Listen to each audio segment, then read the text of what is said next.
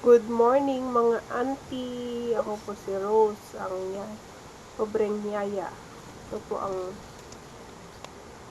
buhay ng isang tambay dito sa aking amo.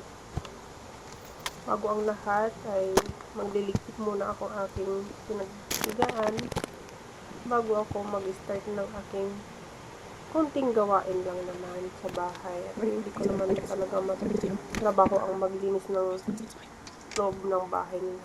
At least may bantay lang. At konting lakad-lakad lang sa aso, ganyan. Mag-inom muna ako ng mainit at or may maligam-ligam na tubig. Nagsaing ako kaya hugasan ko muna mga auntie itong mga baon-baonan na to. Kaya ako lumilingon dyan dahil parang may nag-open yung pintuan na naman. Alam nyo na, may kalaban na naman ako kung ano dito, hindi nakikita. Ilang beses siyang parang nag-ano yung pintuan namin. Kaya palingon-lingon ako dyan.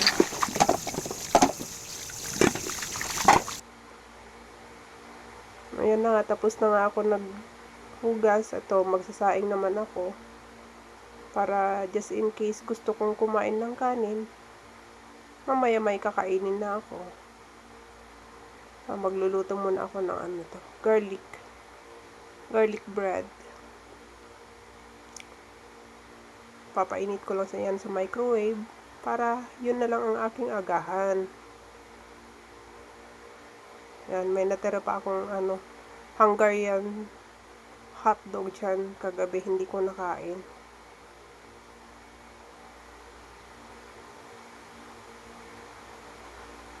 Ito na nga, sabi ko, Jean, labas ka na. Yun, takot naman siya sa aso. Ayaw lumabas. Ay, sa pusa pala. Wah. Yan, papataihin ko muna siya sa labas.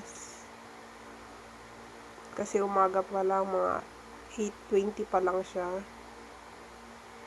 Hindi ko nasasabihin kung saan ako nakatira. Bahala kayo dyan.